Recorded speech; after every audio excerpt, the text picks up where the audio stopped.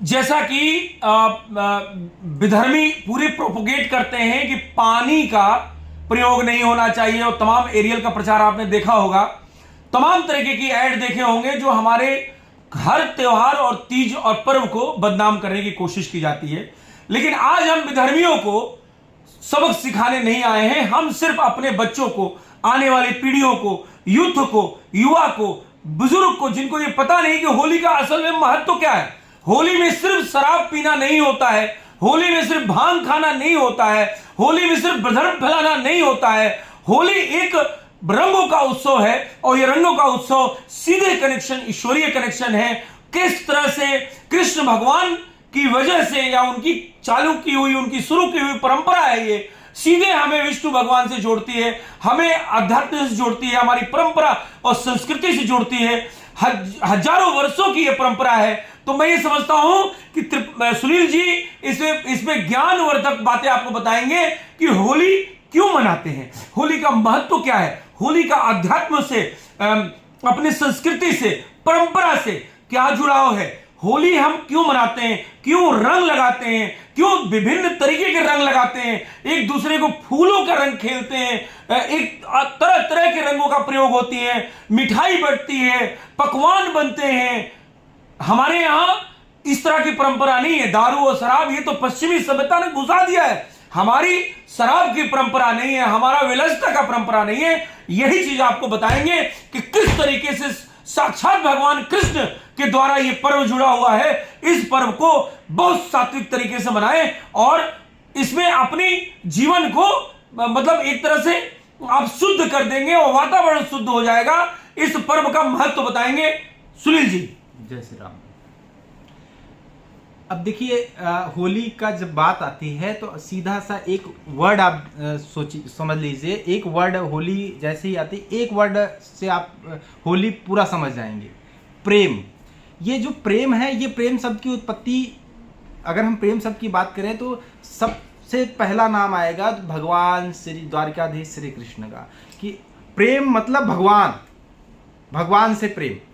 अब जब देखिए, होली जो है प्रेम का त्योहार है, हम एक दूसरे से प्यार से, होली प्यार का त्योहार नहीं, प्यार उर्दू शब्द है, प्रेम का त्योहार। जी। नहीं, आपने प्रेम ही बोला। प्रेम का, लोग बता रहे प्यार वार कुछ होता नहीं है, प्यार उर्दू शब्द। प्रेम का ये त्योहार है, और हम आपस में प्रेम से मिलते हैं, एक दूसरे को गुलाल लगाते हैं, रंग लगाते हैं, घर में पकवान बनते हैं, हम लोग खाते हैं। उसके बाद जो है, हाँ, कुछ जो है जैसे भांग हो गया, कुछ लोग भांग का भी सेवन करते हैं, उसकी चीज़ें हम बताते हैं अभी।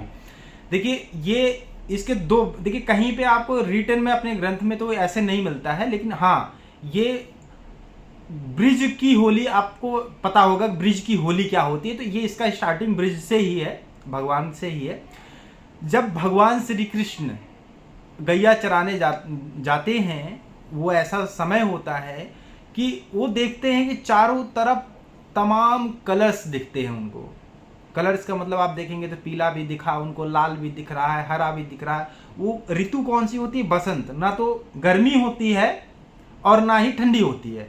मतलब एक ऐसा दिन आता है कि जो दिन ना तो उस दिन ठंडी का लास्ट दिन होता है और गर्मी का पहला दिन होता है, मतलब उसका मिलन होता है, इसी को बसंत ऋतु कहते हैं। तो वो दिन ऐसा होता है कि अगर आप खेत खलिहान के गांव देश से अगर आप आते हैं तो आप देखेंगे तो सरसों में पीला कलर, अब तो नहीं है, पहले सूरजमुखी होता था पीला कलर, या फिर आपको बहुत सारे फूल दिख जाएंगे जो गुलाब या तमाम कलर के पेड़ पौधे और फूल आपको इस मौसम में नजर आने वाले हैं। तो भगवान श्री कृष्ण देखते हैं कि बसंत ऋतु में ये तमाम तरह के कलर दिखते हैं, तो वो उससे मोहित हो जाते हैं और उनको लगता है कि अगर इसको हम हर लोगों को दें मतलब हर कलर हर व्यक्ति को दे, तो जितना खुशी मुझको मिल रही शायद इतनी ही खुशी सबको मिलेगी। लेकिन फिर वो सोचते हैं कि ऐसे दे नहीं सकते। तो पहले जब होली मनाई जाती थी तो ये केमिकल वाले गुलाल और ये कलर नहीं चलते थे, तो ये जो पेड़ के जो कलर्स होते थे इसी को पीसा जाता था और इसी का उपयोग किया जाता था और ये नेचुरल होता था और इसी से ब्रिज की होली या तमाम होलियाँ खेली जाती थी, जो बाद में आते आते केमिकल्स या कलर्स में चेंज हो गया। फिलहाल भावना आज भी वही है कि हम प्रेम के लिए होली मनाते हैं, तब भी भावना यही थी कि प्रेम के लिए होली मनाते हैं। बस फर्क इतना है कि आज की डेट में हमको पता नहीं है कि होली क्यों मनाते हैं। उस समय पता होता था कि ये बसंत ऋतु, भगवान श्री कृष्ण को जो सबसे प्यारा ऋतु था बसंत ऋतु, उन्होंने इसकी शुरुआत की थी और होली मनाई जाती है। और जो ये भांग का या तमाम तरह के सेवन लोग करते हैं, देखिए हमें तो कहते हैं भांग भी नहीं खाना चाहिए। रीज़न ये है कि जो कलर है ना, गुलाल है, इससे ही आधा नशा हो जाता है। अगर आप देखेंगे तो होली के दिन वैसे भी आदमी नशे में रहता है। हाँ, भोले शंकर के जो पुजारी होते हैं, कुछ लोग इसको उनसे भी जोड़ते हैं कि हाँ इस दिन भोले शंकर का दिन है, इसलिए हम लोग भांग खा सकते हैं। तो हाँ, भांग के कुछ लोग सेवन करते हैं। तो ये है फिलहाल, इसका यही है कि ये प्रेम का त्यौहार है, आपस में मिलके मनाएं। इसमें किसी भी तरह का केमिकल कृपया करके ना यूज़ करें कि किसी के चेहरे पर ऐसा कोई केमिकल लगाएं जिससे उनका चेहरा खराब हो जाए। आप जो है नॉर्मल गुलाल यूज़ कर सकते हैं। आप आपस में मिले, प्रेम से मिले। ये होली का त्यौहार है, गुजिया खाएं, दूसरों को खिलाएं पकवान, खुशी का त्यौहार है। धन्यवाद। नहीं, इसमें ये भी तो था ना कि जो पूर्णिमा के दिन जो होलिका दहन है और जो हमारी होली है, होली को ऐसे फागुन कहा जाता है। अगर आप देखेंगे फगुआ कहते हैं इसे, बाद में होलिका दहन से क्योंकि दूसरे दिन पड़ता है तो लोग इसको होली होली करने लगे, जबकि इसका असली जो मतलब है, क्योंकि पूर्वी भारत में ज़्यादातर मनाया जाता था, इसका नाम फगुआ होता था, फागुन। ठीक है, फागुन ये ऋतु जो होती है ना, अगर आप देखेंगे, अगर हम लोग जानते होंगे चैत बैसाख वाले में, तो इसको फागुन कहते हैं, जिसके आधार पर इसको हम लोग फगुआ त्यौहार कहते थे। बाद में क्योंकि होलिका के दूसरे दिन पड़ता है तो इसको होली भी कहने लगे, जबकि इसका होलिका दहन से होली का कोई डायरेक्ट कोई संबंध नहीं है। वो दूसरा त्यौहार है, ये दूसरा त्यौहार है। ठीक है, और ये जो है होलिका दहन है, वो पूर्णिमा के दिन, मतलब जिस दिन चंद्रमा भी हमारे ही भगवान है, चंद्रमा पूरे उसमें होते हैं, चारों तरफ उजाला होता है, उसी दिन जाके ये होलिका दहन होता है। चंद्रमा भगवान इसके साक्षी होते हैं। तो ये होलिका दहन है। होली के दिन दो ऋतुएं आपस में मेल करती हैं, मतलब दो जो आपका मौसम भी कह सकते हैं, गर्मी और ठंडी का एकदम मिलन होता है, वो आपका फगुआ हम कहेंगे, फगुआ का दिन होता है। तो बेसिकली देखिए, आपने जानकारी ली, मैं इनको कंक्लूजन कर दूं कि होलिका दहन आज के डेट में होली हैप्पी होली है, शुभ होली सब कुछ हो रहा है। होलिका दहन से होली का कोई कनेक्शन नहीं है, क्योंकि पूर्णिमा के दिन होलिका दहन हुआ था, विधर्मियों का नाश हुआ था, हिरण्यकश्यप का घमंड टूटा था कि वो भगवान नहीं है। और पूर्णिमा के दिन, चूंकि पूर्णिमा के दूसरे दिन ऋतुओं का मिलन होता है, तो हम जो कलर्स, जो रंगों का उत्सव कृष्ण भगवान ने बनाया था, तो वो हम मनाते हैं। तो होली से होलिका दहन का कोई कनेक्शन नहीं, होलिका दहन का उत्सव अलग है। इस दिन अधर्म पर धर्म का विजय हुआ था। और आज जो आप कल 18 तारीख को जो होली मनाने वाले हैं, उसमें जो है वो रंगों का उत्सव है, वो प्रेम का दिवस है, वो कृष्ण भगवान का एक शुरू किया हुआ परंपरा है।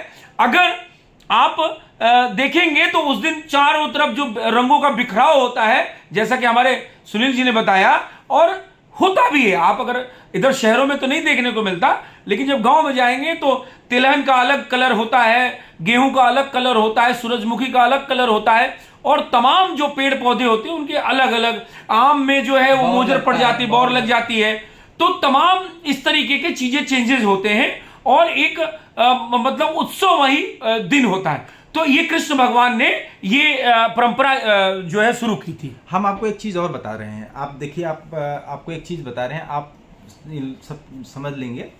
हम लोग अगर हम लोग बात करें तो हमारे 18 पुराण हैं भाई, 4 वेद हैं, तमाम है, लेकिन हम गीता है, लेकिन हम पढ़ नहीं पाते ना, क्योंकि इतना बड़ा है।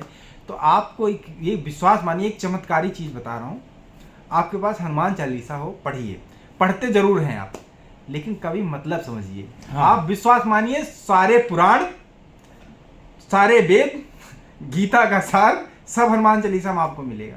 आपको नहीं पता होगा क्वेश्चन, जब आप हनुमान चालीसा में हर वर्ड का अर्थ निकालेंगे तो आपके अंदर क्वेश्चन आएगा, तो क्वेश्चन का आंसर ढूंढेंगे। उसमें आता है चारों युग प्रताप तुम्हारा। तो 4 युग कौन से होते हैं आपके दिमाग में तुरंत आना चाहिए, चारों युग प्रताप तुम्हारा। तो सतयुग, सतयुग, त्रेता, द्वापर, कलयुग।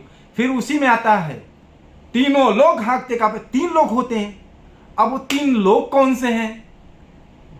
बात समझ, आप एक जय हनुमान, देवलोक, पृथ्वी लोक, पाताल लोक, आकाश, पाताल और ये हमारा मृतलोक। तो आप इस तरह से हनुमान चालीसा जब शुरू होता है, श्री गुरु चरण सरोज रज, निज मन मुकुर सुधार, हरहूं कलेश विकार। हाँ, अभी देखिए श्री गुरु चरण सरोज रज। अब इतने का मतलब आपने कभी सोचा कि ये मतलब क्या होता है?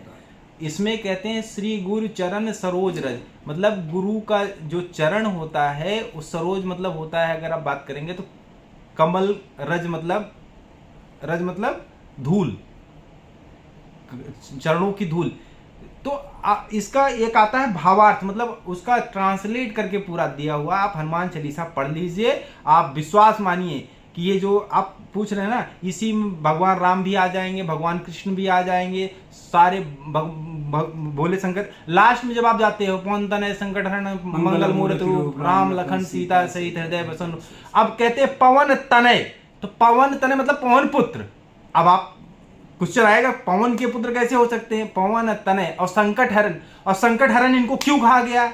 आप इसके ढूंढिए ना, संकट हरण कैसे हो सकते हैं? संकट हरण, मंगल मूर्ति रूप, इनका जो रूप, अब ये इनका अगर देखेंगे तो ये भैया कपि हैं, बंदर हैं, लेकिन इनको कहा जाता है मंगल मूर्त। तो मंगल मूर्त क्यों कहा गया इनका?